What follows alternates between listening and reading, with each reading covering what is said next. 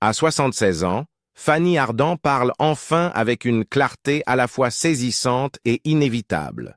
Pendant des décennies, elle a porté le poids de souvenirs qu'elle laissait rarement paraître au public, des souvenirs liés à l'amour, au deuil, à l'ambition et au silence dicté par la tragédie. Derrière sa voix élégante et sa présence imposante se trouvait une femme qui a survécu à un chagrin qui aurait brisé la plupart des gens. Et maintenant, en regardant tout ce qu'elle a traversé, elle admet la vérité que beaucoup soupçonnaient en silence sur le véritable prix de sa vie légendaire. La confession derrière une vie de silence. Lorsque Fanny Ardant regarde aujourd'hui en arrière, elle le fait avec le calme de quelqu'un qui a traversé des tempêtes que peu ont réellement comprises. Elle parle sans dramatisation, sans embellissement, sans le bouclier du glamour qui la définissait autrefois à l'écran. Pour la première fois, elle reconnaît à quel point son passé l'a façonnée. En particulier les années liées à François Truffaut, le dernier grand amour de sa vie et l'homme dont la mort a ouvert une blessure qui ne s'est jamais vraiment refermée. Son aveu n'est ni un scandale, ni une révélation destinée à choquer. C'est simplement la vérité.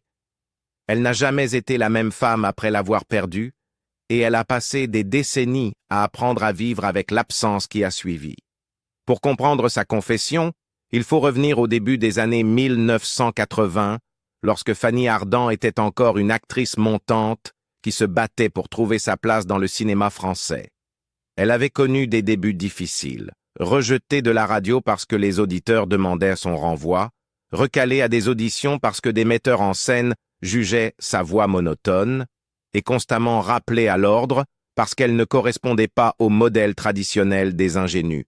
C'est Nina Companese qui l'a sortie de l'ombre en lui offrant un rôle dans Les Dames de la Côte en 1979.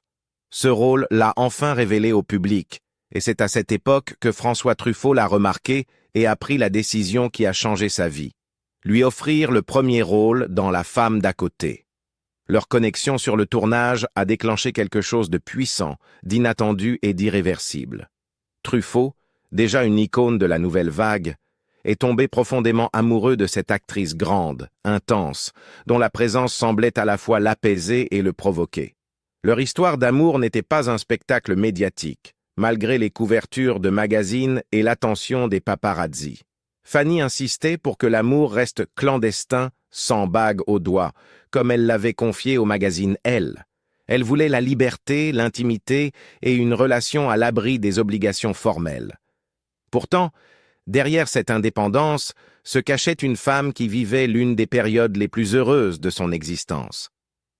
Ce bonheur s'est renforcé avec la naissance de leur fille, Joséphine, le 28 septembre 1983. Mais comme Fanny l'avoue aujourd'hui, une partie d'elle ressentait déjà une inquiétude silencieuse, l'intuition que quelque chose de précieux était en train de lui échapper. Cette intuition est devenue réalité lorsque Truffaut s'est soudain effondré, victime de violents maux de tête, quelques semaines avant la naissance, et a été hospitalisé d'urgence. Le diagnostic a été dévastateur. Une tumeur cérébrale à croissance rapide, avec environ 1 an d'espérance de vie. Et voici l'une des vérités qu'elle admet enfin aujourd'hui. Truffaut lui a caché la gravité réelle de sa maladie. Non par orgueil, mais parce qu'il était terrifié à l'idée que la connaissance de sa mort imminente brise son élan au moment où sa carrière s'épanouissait. Elle était enceinte, rayonnante, au seuil d'un immense succès. Il voulait qu'elle avance, pas qu'elle se retrouve enfermée dans le chagrin avant même que le deuil n'arrive. Le secret que Truffaut a porté pour la protéger. Fanny Ardant avait 34 ans lorsque sa vie s'est scindée en deux, celle qu'elle menait avant la maladie de François Truffaut et celle qu'elle a affrontée après. Dans ses interviews, elle a souvent évoqué la mort comme une idée qu'elle avait envisagée très tôt, façonnée par son éducation religieuse. Mais rien ne l'avait préparée à la réalité de perdre l'homme qu'elle aimait alors qu'elle portait son enfant. Ce qu'elle n'a admis que récemment, et que beaucoup soupçonnaient depuis longtemps, c'est que le silence de Truffaut était intentionnel. Il avait choisi de ne pas lui dire la vérité parce qu'il craignait qu'elle ne la détruise. À la fin de l'année 1983, les médecins informèrent Truffaut que la tumeur qui se développait dans son cerveau était agressive, rapide et impitoyable. On lui donna une espérance de vie d'environ 1 an. Pourtant, au lieu de se confier à la femme qui partageait sa vie et son cœur, il demanda à son cercle le plus proche de la protéger. Fanny approchait de la naissance de leur fille. Elle tournait, progressait, devenait l'actrice qu'il croyait qu'elle était destinée à être. Et dans ces derniers mois, cette conviction devint son ultime cadeau. Il voulait qu'elle avance, pas qu'elle s'effondre sous le poids d'un deuil imminent. À l'époque, Fanny sentait que quelque chose n'allait pas, mais elle n'en mesurait pas l'ampleur. Elle dira plus tard que la maternité et la pression de sa carrière l'avaient poussée à continuer, même si l'incertitude assombrissait sa vie. La vérité était enfermée derrière les portes de l'hôpital, murmurée seulement entre les médecins et les amis les plus proches de Truffaut.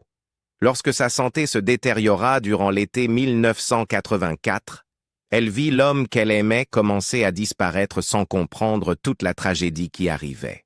Le déclin de Truffaut fut rapide, bien plus rapide que prévu. Et le 21 octobre 1984, il mourut à l'âge de 52 ans. Fanny se retrouva avec un nouveau-né, une carrière en plein essor et un chagrin pour lequel elle n'était pas préparée. Avec le temps, elle confia qu'après sa mort, elle avait eu l'impression que la piscine s'était vidée, au moment même où elle venait d'apprendre à nager. Elle décrivit cela comme un effondrement brutal, une chute spirituelle, une fracture de l'âme. Et ce n'est que des décennies plus tard, dans des interviews comme celle qu'elle accorda au Monde en 2021, qu'elle admit à quel point elle avait ressenti de la rancœur, mais finalement de la compréhension envers son choix de la protéger. Il avait voulu l'épargner. À la place, le silence l'avait laissée seule avec des questions sans réponse et un chagrin qui a façonné les 40 années suivantes de sa vie. Ce qui restait, c'était un enfant, Joséphine, qui grandirait loin des caméras, choisissant une voie académique en psychologie plutôt que le cinéma. Et c'est en l'élevant, elle et plus tard ses autres filles, que Fanny trouva la force nécessaire pour survivre à la période la plus sombre de son existence, la maternité, la survie et la longue ascension hors du chagrin. Après la mort de François Truffaut en octobre 1984, Fanny Ardant entra dans une période qu'elle décrit comme l'une des plus dévastatrices, mais aussi des plus transformatrices de sa vie. Elle avait 35 ans, était jeune mère et soudainement veuve sans en porter le nom. Sa carrière accélérait précisément au moment où son monde intime s'effondrait. Elle avoua plus tard qu'il y avait eu un avant et un après dans sa vie. Une fracture émotionnelle si nette qu'elle changea sa manière d'avancer dans le monde. Ce n'était pas seulement du chagrin. C'était une désorientation totale, comme être poussée dans l'obscurité sans carte ni repère. Et pourtant, elle continua d'avancer parce qu'elle n'avait pas le choix. Avec sa fille nouveau-née, Joséphine, dans les bras, elle trouva la seule force assez puissante pour l'ancrer. La maternité. Fanny dira plus tard, avec une honnêteté brutale, que ses enfants l'avaient sauvée de la noyade. Elle éleva ses 3 filles, Lumire, Joséphine et plus tard Baladine, en grande partie seule. Elle travailla, elle éduqua, elle endura, même lorsque la solitude la pressait de toutes parts. « Être mère m'a empêché de m'effondrer », admit-elle. « Cela m'a obligée à vivre. » Sa fille Joséphine grandit loin des projecteurs qui avaient défini la vie de ses parents. Au lieu de devenir actrice, elle se tourna vers la psychologie et devint une psychologue clinicienne et autrice respectée, publiant notamment Sexualité et transgression. La question de l'altérité. Le chemin simple et ancré que choisit Joséphine devint pour Fanny une source de fierté silencieuse. La preuve que la vie pouvait renaître de la tragédie, que quelque chose de doux pouvait suivre quelque chose de dévastateur. Mais la douleur de la perte de Truffaut ne la quitta jamais. Dans son interview pour Le Monde, elle parla ouvertement de la manière dont la souffrance l'avait transformée. Elle expliqua qu'être très malheureuse l'avait rendue meilleure, plus compatissante, moins en colère. Les tragédies de sa vie, perdre des partenaires, perdre des amis, voir des rêves s'écrouler, avaient façonné son caractère bien plus que ses réussites. Les plus grands naufrages de ma vie ont été les gens que j'ai perdus, dit-elle, mais j'ai compris que cela ne m'empêcherait pas d'aimer la vie. Sur le plan professionnel, elle refusa de laisser le deuil la définir. En 1984, la même année où elle enterra l'homme qu'elle aimait, elle tourna dans L'amour à mort d'Alain Resnais, un film sur la fin de la vie et la persistance de l'amour. Les parallèles étaient impossibles à ignorer. Pourtant, elle livra l'une de ses performances les plus introspectives, transformant sa dévastation intime en art sans jamais l'exploiter. Ce fut le début d'une longue carrière jalonnée de nominations au César, de rôles emblématiques et de collaborations avec certains des plus grands réalisateurs du cinéma français et international. Le monde voyait une actrice glamour, magnétique, intrépide. Mais derrière cette image se trouvait une femme qui s'était reconstruite morceau par morceau, silencieusement, douloureusement, et sans jamais oublier l'homme dont la mort avait bouleversé toute sa trajectoire. L'ascension, la renaissance et le poids d'une carrière extraordinaire. Lorsque Fanny Ardant émergea des décombres émotionnels des années 1980, elle entra dans l'une des carrières les plus prolifiques et les plus respectées du cinéma français. Ce qui rend son parcours remarquable ne tient pas seulement au nombre de films, plus de 80, lorsqu'elle atteignit la soixantaine avancée, ni aux récompenses qu'elle accumula, dont plusieurs nominations au César et un prix de la meilleure actrice dans un second rôle en 2020. Ce qui définit sa carrière, c'est la résilience qu'elle apporta à chacun de ses rôles. Pour Fanny, jouer n'a jamais été une fuite face à la douleur. C'était une manière de l'affronter. Son ascension n'avait rien eu de facile. Avant que Truffaut ne la découvre, elle avait lutté pendant des années contre le rejet et l'incompréhension. Elle fut renvoyée d'un emploi à la radio parce que les auditeurs exigeaient son départ. Elle fut recalée à une audition de théâtre parce qu'un assistant affirmait qu'elle avait une voix monotone et parlait avec un accent. Ces humiliations auraient pu l'écraser, mais elles renforcèrent au contraire sa détermination. Lorsque Nina Companèse l'a choisie pour Les Dames de la Côte en 1979, sans l'avoir jamais vue jouer, cela devint le tremplin qui la sortit de l'anonymat. Et à partir de là, elle refusa de se retourner. Elle travailla avec les géants, Alain Resnais, Agnès Varda, Michelangelo Antonioni, Claude Lelouch, Patrice Lecomte, Sidney Pollack, François Ozon et Nicolas Bedos. Chaque collaboration ajouta une nouvelle couche à son art, une texture supplémentaire à ses interprétations.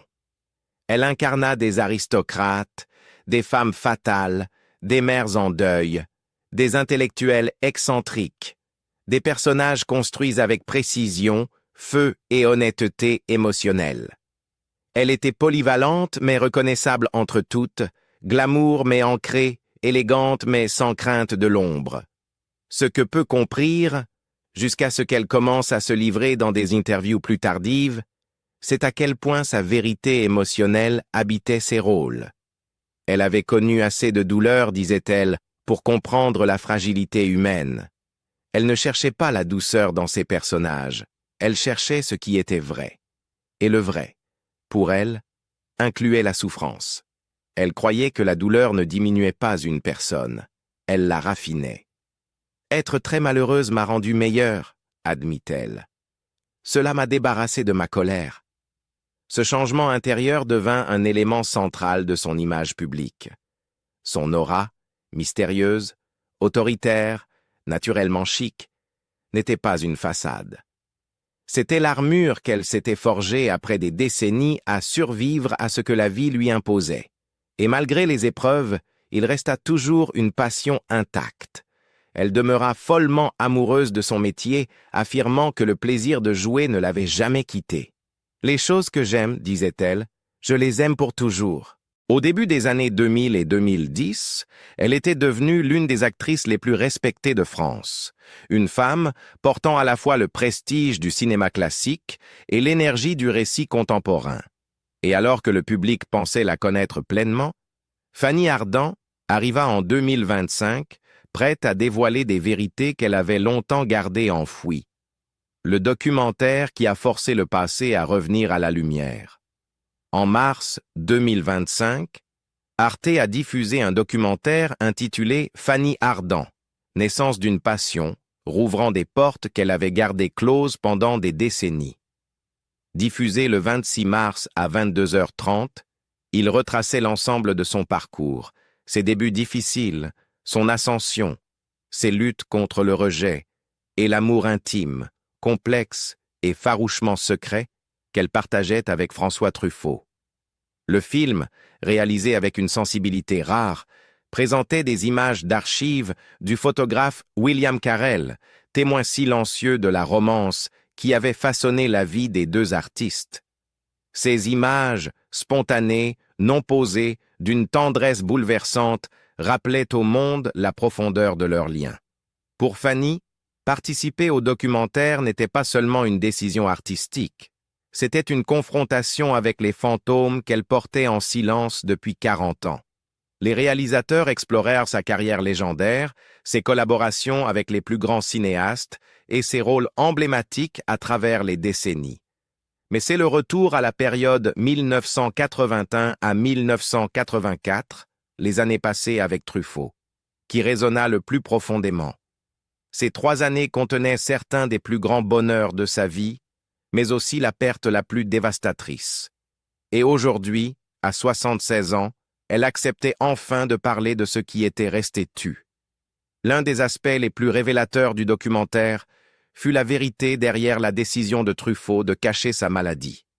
Jusqu'à récemment, Fanny n'avait évoqué sa mort qu'à travers des métaphores, parlant de vide, de rupture et de la violence du chagrin. Mais les recherches du film, les interviews et les témoignages d'archives reconstituèrent la chronologie avec une clarté brutale. Les maux de tête, les hospitalisations, le diagnostic tombé 1 mois avant la naissance de Joséphine, et la demande, formulée par Truffaut lui-même, que Fanny soit tenue à l'écart de la gravité de la situation. Ce n'était pas un geste de secret, mais un geste d'amour, né de la peur que la vérité ne l'anéantisse au moment même où sa carrière prenait son envol. Le documentaire la montra réfléchissant à cela avec un mélange d'acceptation et de chagrin persistant. Elle reconnut qu'elle comprenait enfin sa décision, même si ce choix l'avait laissée seule dans le moment le plus sombre de sa vie. Truffaut voulait qu'elle soit forte, il voulait qu'elle continue de jouer, qu'elle élève leur fille sans l'ombre d'une mort annoncée. Il croyait en son avenir plus qu'elle-même, et en un sens, son silence avait été son dernier acte de dévotion. Ce qui émut le plus les spectateurs ne fut pas la tragédie elle-même, mais la capacité de Fanny à exprimer ce qu'elle en avait tiré. Elle expliqua que les personnes qu'elle avait perdues étaient les véritables naufrages de sa vie, les moments qui l'avaient débrisée, puis reconstruite autrement. Pourtant, elle refusa de céder à l'amertume. « Les gens que nous aimons ne meurent jamais, dit-elle. Nous les portons en nous, et nous pouvons les appeler quand nous voulons. » Pour beaucoup, ce fut la première fois que Fanny Ardant parlait avec autant de franchise, de simplicité et de vulnérabilité de l'amour et du deuil qui l'ont définie. Et derrière cette vulnérabilité se cachait l'aveu plus profond qu'elle avait évité pendant la majeure partie de sa vie, un aveu qui viendrait enfin dans le chapitre suivant, ce que Fanny Ardant admet enfin à 76 ans. Aujourd'hui, à 76 ans, avec toute une vie derrière elle et rien d'autre à protéger que sa vérité, Fanny Ardant reconnaît enfin ce que beaucoup soupçonnaient depuis longtemps. Elle ne s'est jamais vraiment remise de la perte de François Truffaut. Elle a avancé, elle s'est reconstruite, elle a élevé ses filles, elle a joué, elle a brillé, mais une partie d'elle est restée figée dans le temps, toujours debout à l'instant précis où elle a compris que l'homme qu'elle aimait était parti. Tout au long de sa carrière, elle ne l'exprima qu'indirectement, par des métaphores, par des rôles qui exploraient l'amour, la mort et les frontières fragiles entre les deux. Mais aujourd'hui, elle accepte enfin de mettre des mots dessus. Elle admet que sa vie s'est divisée en un avant et un après, et que cette rupture émotionnelle a façonné toutes les années qui ont suivi. Elle révèle que la profondeur de sa peine est aussi devenue la profondeur de sa sagesse, que la souffrance a dissipé sa colère et lui a donné une compréhension presque spirituelle de la fragilité humaine. Elle explique que ce n'était pas la tragédie qu'elle portait toutes ces années. C'était la persistance de l'amour, un amour discret, durable, qu'aucun prix, aucune nouvelle relation, aucune réussite professionnelle n'a jamais éclipsé. Pour la première fois, elle reconnaît aussi la culpabilité qu'elle a portée, la culpabilité de ne pas avoir su la vérité pendant que Truffaut mourait, celle d'avoir poursuivi sa carrière alors qu'il s'éteignait, et celle d'avoir élevé leur fille sans lui. Elle comprend désormais que rien de tout cela n'était de sa faute. C'était sa décision à lui, sa façon de la protéger, son moyen de s'assurer qu'elle puisse continuer à vivre sans être écrasée par le poids d'un deuil annoncé. Mais l'acceptation n'a pas effacé la blessure. Elle lui a seulement permis de respirer autour d'elle. Sa carrière s'est poursuivie avec une intensité extraordinaire. Mais elle avoue que chaque rôle, chaque performance, chaque nouveau départ portait la trace de ce qu'elle avait perdu. Même lorsqu'elle remporta un César en 2020 pour La Belle Époque, même lorsqu'elle continua de travailler avec des réalisateurs renommés, même lorsqu'elle bâtit une carrière admirée à travers l'Europe et au-delà, elle sentit toujours qu'une partie d'elle jouait aux côtés d'un fantôme, non pas pour la hanter, mais pour la guider, pour la pousser, pour lui rappeler que les choses qu'elle aimait, elle les aimait sans fin. Et maintenant, à 76 ans, elle avoue la vérité que beaucoup percevaient, mais qu'elle n'avait jamais dite à voix haute. Elle n'a jamais aimé personne comme elle a aimé François Truffaut, ni avant, ni après. Jamais.